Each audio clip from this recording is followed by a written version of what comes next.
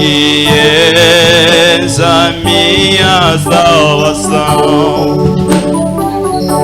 A reforma é a minha mãe e a minha nova família.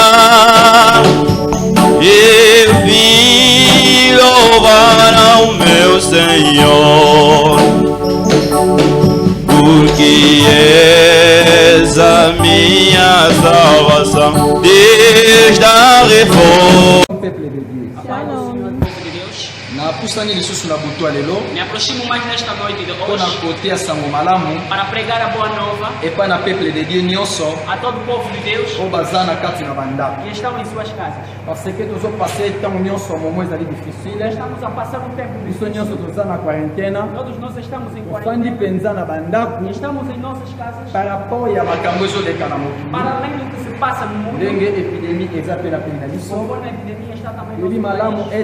Sabemos bem que Ministério da Santé conforme o Ministério da Saúde disse, para ficarmos em casa, para sabermos se conservar, a fim de que o mal da epidemia que não tenha um impacto no país.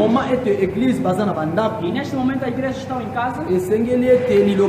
É necessário que a palavra de Deus possa acompanhar os filhos de Deus onde estão lá em suas casas.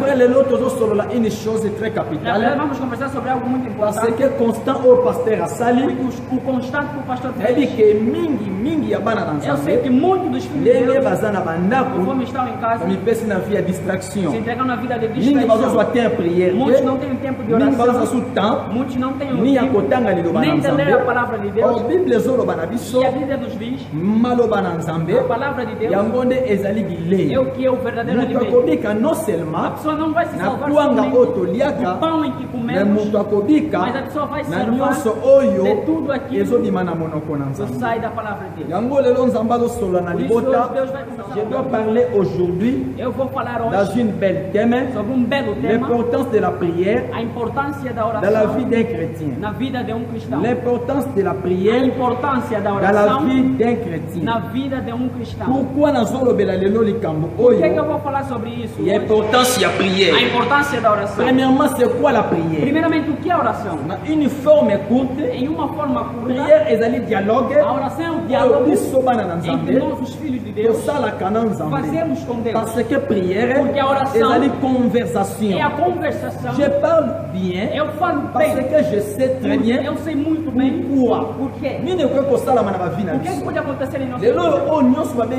Hoje todo aquele que é chamado filho de Deus, quando tem problemas, ou quando passa em complicação, ou quando está em alegria, ele pode ter palavras em que está em sua boca. Ele pode falar o que Deus ouve tudo. Mas Deus somente quando o filho de Deus tem um momento de atitude de oração. Porque a oração é um momento humano conversa com o pai que não lhe nasceu, mas o humano conversa com Deus que lhe criou. Nós estamos a falar sobre a importância de la prière da oração dans la vie d'un chrétien. na vida de um cristão. Bien-aimé dans le Seigneur, irmãos em Cristo, sabemos bem quando estamos a falar sobre isso na noite do hoje. Eu sei que neste momento não estão conhecendo mingi na bandako bazwa tanko bondela te mingi na bandako bazwa tanko solola na nzambe te parce que beaucoup na kati na biso bazokanisa ke moment oyo tofandi na bandako na quarantaine toza na moment ya kokende kolia komela kolala ntango biso tomipesi kaka na kolia komela kolala parce que habitude na biso mingi ya bana na nzambe babondelaka kaka ntango aye na kati na église bien aimé dans le Seigneur toza na cours moko totangaka ecclésiologie. Et tout en ecclésiologie, l'animation de l'église. Or, la véritable église, la katina ecclésiologie, non seulement l'église moyo, puisque tu es à Kokota, pour la Kosangana, le lingue la place pasteur à Sani. Mais première église, où on s'embattalaka, c'est l'église, corps humaine. Au comment on a que l'Ancien Testament, dans Israël, azalaki na terre ya pèlerinage, na kati na pèlerinage na bango, abandaki kotraverse désert. Et moment oyo Israël abandaki kofanda place moko, église ezalaki na fonctionnement. À d'autres termes, tabernacle ezalaki na fonctionnement. Bakotumba sacrifice, bakotumba parfum, bakopréparer plein de proportions. On a quatre la tabernacle, tozalaki na trois parties. Première partie, ezalaki parvis. Deuxième partie, ezalaki lié saint. Et troisième partie, ezalaki lié très saint. Au lié saint de saint. Et au comment la soki Israël alingi atelema dans une colonne de gloire. Et bandaki ko bouger et c'est que population va continuer voyage. Donc bandaki ko voyager, bandaki ko kanga église tabernacle. Ezalaki l'église moko. Oyo ezalaki église vivante. Oyo kanga makate, butu lokola moyi, ezalaki na nzoto ya Aaron. Okomona ke Aaron azalaki divisé par trois. Oh na makolo ya Aaron azalaki na elamba ezalaki na bangonga. Oh bangonga wana ebandeki ko identifier mpona biso ba chrétien tabernacle na lié ya parvis. Eza place o makelele bandeki kozala. Parce bandeki kotumba sacrifice. Ndeko pesanga na numbeli. Ndeko komana numeme wana ezalaki place ya makelele. Yango wana ezalaki na se ya robi ya Aaron. Oh okomona malamu na tolo ya Aaron alataki ezalaki bien aimé na kati na tolo na ye azalaki na eloko oyo tobengi urim tumim. Okomona ke na tolo ya Aaron azalaki na jaquette moko alataki oyo ezalaki na 12 pierres. Oh 12 pierres wana ezalaki ba pierres précieux. Et 12 pierres wana ebandeki ko identifier les 12 tribus ya Israël. Ebandeki ko identifier les 12 faits de proportion. Oyo ebandeki kozala na lieu saint. Ozolakisaka na tolo ya Aaron ebandeki ko identifier lieu saint. Oyo na mutu ya Aaron abandeki kolata diadème. Oh, bakomaki sainteté à l'éternel. Et bandeki ko identifier lieu très saint. Soki bakangi tabernacle, tango bazoko avancer, nzambe bandeki kofanda na kati na Aaron.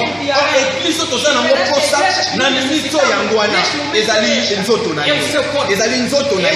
Ezali nzoto na bino nyonso oyo boza na bandako bozolanda prédication.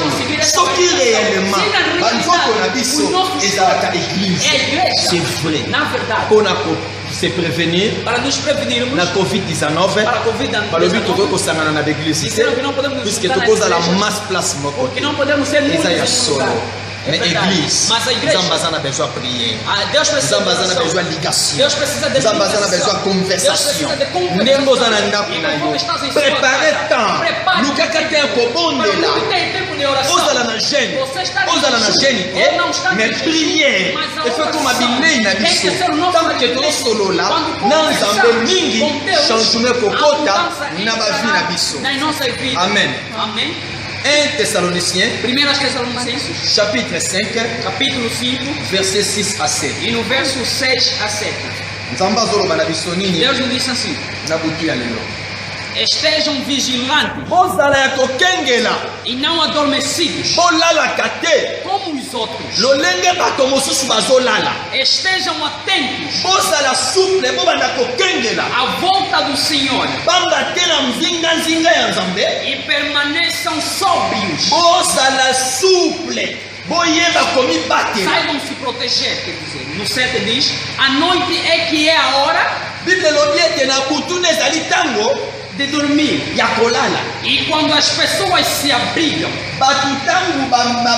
se embriagam, bato tango balangwaka basalaka yango mingi na butu nzambe azoloba na biso nini nzambe alobi na yo bien-aimé oza na ndako yo fils de Dieu oyo oyebi nzambe nzambe azoloba na yo ozala vigilant kolala te lokola ndenge baninga mosusu bazolala bien-aimé dans le Seigneur biso tozali bana ya mwinda toza bana ya molili te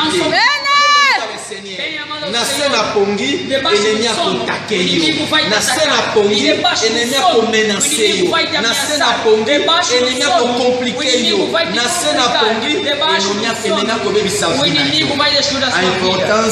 a importance d'avoir ensemble na vida de um cristão bem amados em Cristo quando eu falo acerca de importância o que é importância? A importância é a qualidade de quem é importante. A importância é uma coisa de grande valor. Eu estou a tentar explicar na igreja a importância, o valor da oração. Amém. Amém. Bien-aimé dans le Seigneur. O problema é que nós temos a solução na prière. Teremos a solução. Bien-aimé dans le Seigneur. Epidemia hoje ecosila kaka na prière. Só por causa da oração. Se nós kubondela yakosolola na nzambe yakolela epai na nzambe yakointerceder epai na nzambe nzambe akokwida nzambe akointervenir mpona problème ya mokili et soki nzambe intervenir il y aura solution totale yango yo oza na ndako yo moto ozolala nzambe alobi na yo na premier livre à Thessaloniciens chapitre 5 verset 6 à 7 nzambe alobi nini nzambe alobi boye Deus disse o seguinte: kolala te. Não dormam. Nzambe alobi ndenge nini? Deus disse o quê?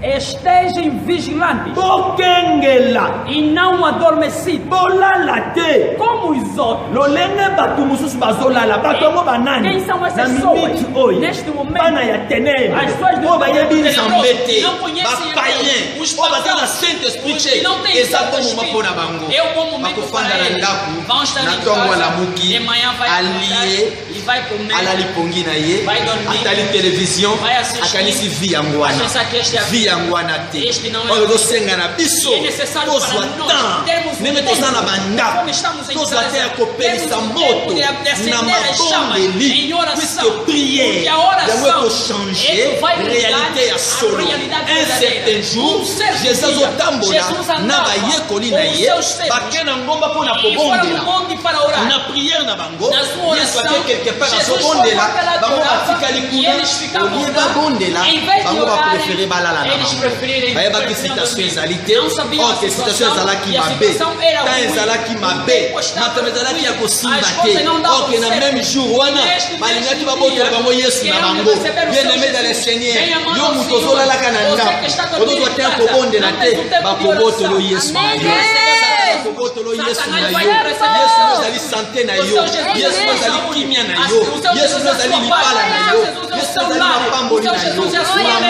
igreja. bien-aimé lamuka bien-aimé Acorde, yeba meu amado. kobondela Saiba orar. yeba Saiba kointercede interceder. mpo na nzambe azala na elongo Para Deus estar Amen. amen Amen.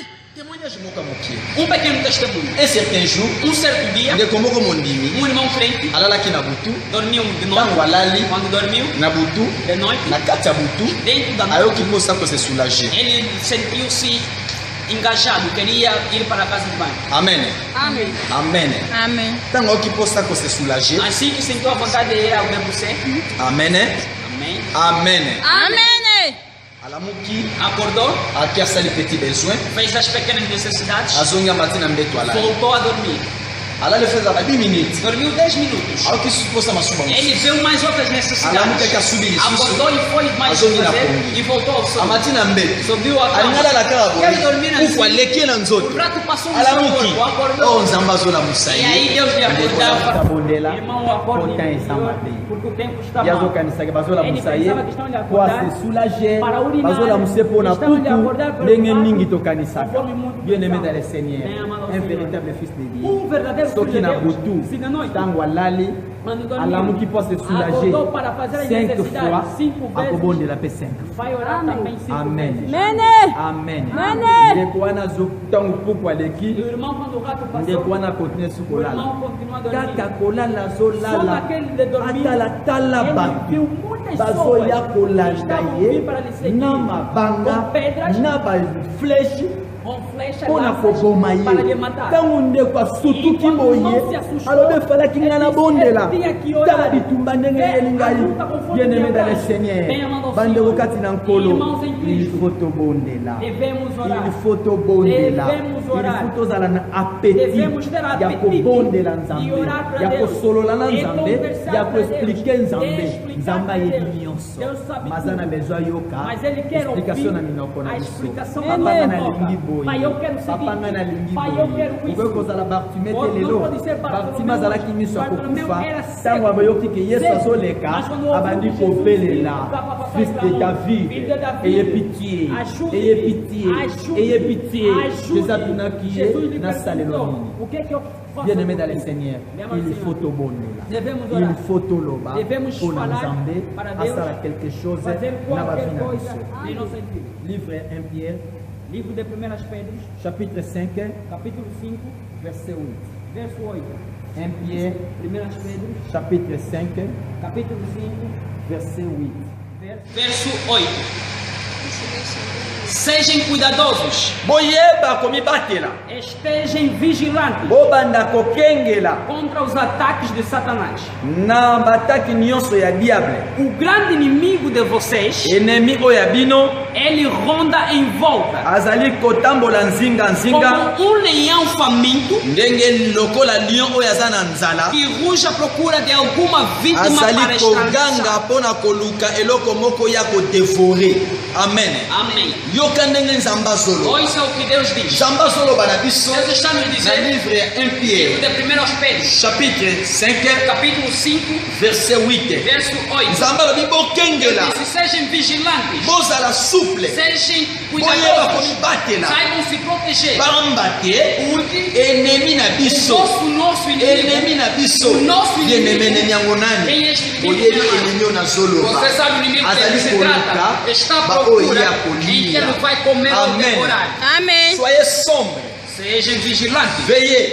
vigilantes. Votre adversaire le diable O vosso adversário, o ronde diabo, comme un lion rugissant, está à volta como um leão cherchant faminto, qui il dévorera. à procura daquele que irá nzambe devorar. azoloba na biso tozala Deus está souple nos dizendo, devemos ser toyeba cuidadosos, kokengela saber toyeba vigiar, koveille saber vigiar, toyeba koveille saber bien-aimé dans le vigiar. Seigneur Bem amado ao Senhor, toyeba koveille saber vigiar. tanga adversaire na biso O nosso ye wana adversário, que diable é o diabo, azali kotambola ele nzinga está a nzinga rondar ao mpona redor koluka para baoyo ya procurar e aqueles que ele irá kodevore yo moto oza devorar. na ndako Você que está em oyo casa, oza kobondela e não tens o tempo de oração, na a danger tua vida é repouso. kolia Vai comer, komela vai beber, kolala vai dormir. bien-aimé dans le Seigneur ntango yo ozolia ozomela ozolala enemi azoprofite azoluka kote nini akokotela yo o priere na yo ekoki kochange citation ya pays na biso oyo priere na yo ekoki kochange citation ya mokili oyo mobimba ya afrique mobimba ya bakontina nyonso kaka rien que prière na yo yango esengeli oveye Você deve vigiar. oveye bien-aimé Tens que vigiar. oveye Tens que komipesa na vigiar. pongi te Não se entrega ao ministre sono. bien-aimé dans le Este Seigneur momento vem meme na ao Senhor, butu mesmo de mingi noite. bazobondela Muitos já não te estão bazwa orando. ntango kobondela te Não tem o tempo parce de que oração. bayeli mpo na bango Porque para toza na eles, biso na feria estamos em tokolia feria. na biso Vamos tokomela na comer. biso Vamos tokosala beber. nyonso Vamos fazer bien-aimé tudo. dans le Seigneur Bem amado ao balobi Senhor. ete ennemi Disseram que o inimigo, azokorode ele está azali kotambola rondando, nzinga-nzinga está andando ao koluka redor, bato ya koboma temos aqueles que parfois vai koboma matar. yo Talvez vai matar bien-aimé você. dans le Bem Seigneur amado ao Senhor. principalement oyebi yango malamu Principalmente, sabe, mpo na de biso comer. baafricain Para nós, os il africanos, faut kozala souple devemos ser vigilantes. bandeko Irmãos, diable o diabo, bandoki ya bafamille os feiticeiros da aza família, capable são capazes azwa asali manobre na de ye fazer a sua manobra atie yo de te pôr covid-19 akindoki Covid-19 da sikoyega feitiçaria. mo malamu Você sabe na muito afrika bem. eza na bato oyo Em África tem babela pessoas sida kindoki em que oyebi yango sida malamu de feitiço. esalamaka Sabe muito bem, donc acontece. bandoki bakoki Os koprofite feiticeiros podem se satani aproveitar, okoprofite Satanás pode yango se esengeli aproveitar. tobondela Por isso é que devemos bien aimé orar. dans le Bem, Seigneur amados tozwa senhores. te kosolola na Devemos ter um nzambe tempo de tozwa conversar te com Deus. kosimilie pa na Devemos ter um nzambe tempo de tozwa te se kofukame pa na Devemos ter nzambe tempo de se motu ajoelhar nyonso a Deus. oyo Todo aquele ayebaka em que kofukama sabe epai na ajoelhar a nzambe Deus, epai na bato ya mokili nos homens do azalaka ya mundo, kotelema ele está yeba kokengela Saiba vigiar. yeba kokengela Saiba vigiar. kengela famille na yo Vigia a sua família. kengela vie na Vigia a yo sua filha. kengela ndako na Vigia a sua yo casa. kengela pe na bino Vigia o nosso na vosso país. priere Em oração. luka nzambe Procure toza a na Deus. profondeur Entre na toza na te ya profundeza. kolela Deixar o ya Deus kotalisa pessoa. nzambe Demonstrar a makambo Deus ezoyela biso o que tem nzambe aza na acontecido. makoki E Deus ya tem a kosala capacidade quelque de chose fazer qualquer kaka na nzela coisa priere só através da tokoki oração. kokanisa eza na Podemos mutu pensar moko te que tem outras akoki pessoas. kobakisa Não quelque tem chose ninguém que pode acrescentar na vi na qualquer ye coisa em sua vida. to na mokili oyo Ou neste na mundo. nzela kokanisa me na nzela na priere Mas através de tokobakisa oração, makambo ebele podemos fomentar na bavi na várias biso coisas. na bafami na biso Em nossas mpe na famílias, bapei na em biso nossos países. bien aimé dans le Seigneur Bem, amados yo senhores. moto omoni ke Você que oza no na vive, feria estás em oza na férias, vacance estás em vacância, oza na ntina moko não te necessita ya koluka mais nada, nzambe nem de yeba procurar ke Deus. mondimi Saiba que o ntango ake crente, na vacance quando vai em ozotia férias, danger estás a pôr na perigo vi na yo na sua na vida, famille na yo na sua parfois família. yo nde Talvez oza moïse você ya famille na és yo o Moisés da sua família. bandeko no nyonso Todos os seus baza irmãos protege estão parfois eza na protegidos. nzela na yo Talvez a etango okomi kolemba Mas você que ozozwa está te ya cansado, kobondela não te tem tempo de orar, não deixar Satanás- ozopesa akse ete Estás satana dando kota privilégio para Satanás abebisa entrar yo para te bien aimé destruir. dans le Bem, Seigneur amados yeba senhores, malamu saiba malamu muito ndenge bem tozali awawa estamos aqui, quarantaine oyo toza na a yango quarentena na estamos kati na passando bandako dentro das eza nossas mpona casas. kolia kaka Não te é só para komela comer, te não é só para kotala beber, televizio não é só te para assistir. mais ata oyo Mas é o esengeli tempo tozala em que devemos concentre estar tozala na concentrados. concentration Devemos ter a spirituelle concentração eza espiritual. ntango moko mpona É um ngai tempo bana na para nzambe mim, nyonso e todos os filhos de journée Deus, elekaka na um mabonde dia tem que passar nabondeli na oração. 6 Orei às heures nabondeli 6, na 9 orei heures às 9, nasolo na nzambe na 12 orei às heures 12, nasolo na nzambe na conversei com 15 Deus heures às 15, nasolo na nzambe na conversei com 18 Deus às heures 18. eloko nzambe azozela yango O que wana Deus espera eza então por kosolola na isso. nzambe O excesso de nzambe conversar akoyoka com Deus, biso Deus vai nos akopesa ouvir, solution vai conceder na a bapei na solução biso nos nossos ntango países. tomitiki na E feria quando nos deixamos totia em férias, danger deixamos a na porta vie na em biso nossas yoka oyo vidas. nzambe ayebisi Ouça o yo que Deus te na diz livre ya Matthieu no livro de Mateus, chapitre 12 capítulo 12, verset 43 no seu verso 43 à 45 a 45. nzambe azoloba na yo Deus nini está te na dizendo kati na que livre ya livro Matthieu de Mateus, chapitre 12 capítulo 12, verset 43 verso 43 na 45 até 45. nzambe alobi na biso nini Deus disse o seguinte: kati na butu ale dentro da noite de hoje, yo moto okomi no você que chrétien é o cristão ya vacance de vacância, de parce que férias, oza no na feria porque estás em oza na férias, ntina kobondela não te necessita yokanisi ke ennemi Estás a pensar aza que ya o inimigo kolala está or ke adormecido, diable mas o or diabo, ke satan mas or Satanás, ke mas basorcier os or ke feiticeiros, balien os familiar laços or ke bilembo familiares, nyonso mabe todos os bons ezoluka sinais moma estão kokota procurando emomango ya solo yango oyo Este momento biso é este, tozofréquente sur porque l'église nós não estamos a frequentar mais as igrejas. amen Amém. Esta nação má libota oyo ya mabe é igual a um homem possessivo baza lolenge moko na mutu moko azali posede de demônio, na milimo na mbindo que se o demônio for embora, pamba te ntango demo alongwaka na nzoto ya mutu vai para os desertos akei na desert kotambola durante algum tempo, na ntango moko ya mokie procurando repousos akokende koluka place oyo ya kofanda sem achar. soki azwi yango te Então diz: akoloba boye vou voltar para o homem que saiu. nazosonga esika ya mutu onga nazalaki Assim ele volta ntango ya koya e encontra aye kokuta o coração do homem limpo, motema ya mutu wana pembe mais vazio. kasi eza na protection moko te mpo eza vide Então o demônio vai buscar outros 7 demo wana espíritos milimo piores wana do que ele mesmo. demo wana milimo wana oyo ebima na kati na yo akokende koluka misusu libanda aya na bango bazonga na kati na vi na yo Desta forma ele fica numa situação e okomona ke mutu akokóma na situation moko ya mabe bem pior do que koleka antes. ndenge azalaki.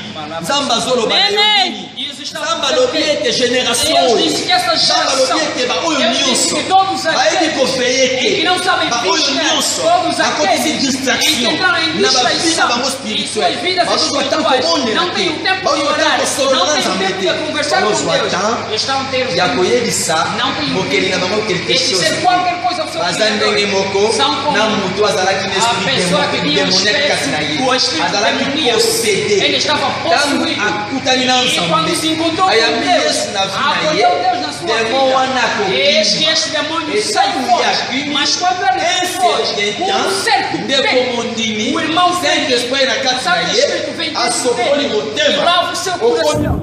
E vocês ficam certain e temps, quando num certo ndeko tempo, mondimi o irmão akozwa lisusu temps vai ter ya mais um tempo. kobondela te E não orar. yakotanga liloba na Já não Nzambe terá te. tempo de ler.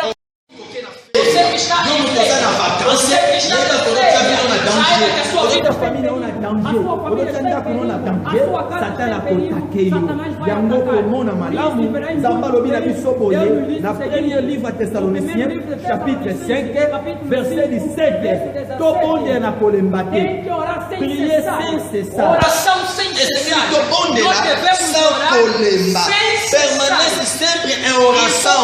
Bien-aimé dans le Seigneur, il faut tobondela omoni na ndako na yo difficulté akolia yebisa Nzambe na priere omoni na ndako na yo mwana bandi komeka kokosola mwa gripa mokie bandi pia mabolongo na se bondela Nzambe Nzambe ya lola akoyoka akokita kosala akokita kosunga akokita kobikisa yango wana nzambe ayebisi yo na 1 Thessaloniciens chapitre 5 verset 6 à 7 kolala pongi te lokola bato mosusu yo veye kengela komipesa na pongi te puiske mutu eza mpona kolala eza mpona kolangwa biso oza bana butu te tozali bana ya molili mwana nyonso ya nzambe il va azala sentinele travail sentinelle asalaka na butu alalaka te yango esengeli biso tobondela puiske moma oyo toza na mokili eza na moma ya ntongo te toza na moma ya butu